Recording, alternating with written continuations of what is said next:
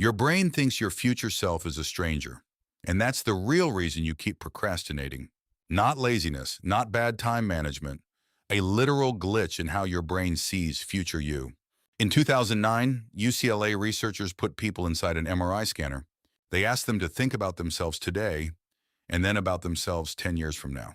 When people thought about their present self, one part of the brain lit up. But when they thought about their future self, a completely different region activated. The exact same region that lights up when you think about a total stranger. Read that again. Your brain does not treat future you as you. It treats future you like some random person it's never met. And that changes everything about how you make decisions. Think about the last time you said future me will handle it. You weren't being irresponsible on purpose. Your brain genuinely believed it was handing the problem to someone else. Someone who'll magically have more time, more energy, more motivation. Someone who won't feel the dread you feel right now. But here's the problem. That person is still you. Tomorrow, future you becomes present you, stuck with the exact same brain. Same excuses, same 11 p.m. guilt, same unfinished task, just closer to the deadline. This is called time inconsistency in behavioral psychology. Your brain values an immediate reward, like comfort or scrolling, far more than a future one. Even if the future reward is objectively bigger, even if the future cost is objectively worse, it's not that you don't care about your goals. It's that your brain can't emotionally feel a future consequence the way it feels right now. That's why a deadline 3 weeks away feels like fiction. But the same deadline tomorrow morning feels like an emergency. Nothing about the task changed. Only your emotional distance to it did.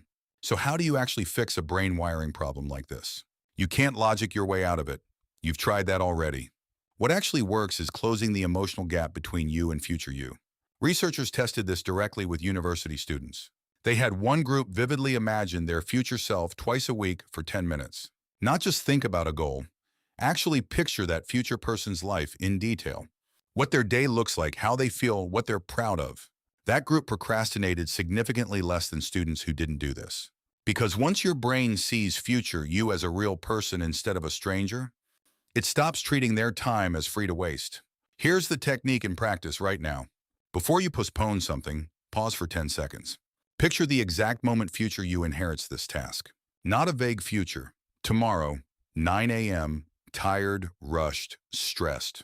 Picture their face when they open the laptop and see it's still not done. That mental image is the bridge your brain is missing. It turns someone else's problem back into my problem just later. A second trick, talk to future you directly, even out loud. Hey, I'm sorry, but I'm leaving you this. It sounds silly. It works because it forces your brain to acknowledge a real person is on the other end. Not a stranger. You. This single mental model, the stranger effect, explains procrastination way better than you're just lazy. You're not lazy. You have a brain that struggles to feel for someone it hasn't met yet, and that person happens to be you 12 hours from now. Close that gap, even slightly, and the pull to procrastinate gets measurably weaker. Try it on one task today. Not everything, just one. Picture the handoff, picture their face, then decide if you still want to leave it for them. 55. If this shifted how you think about procrastination, subscribe. This channel breaks down one real psychology mechanism like this every single week.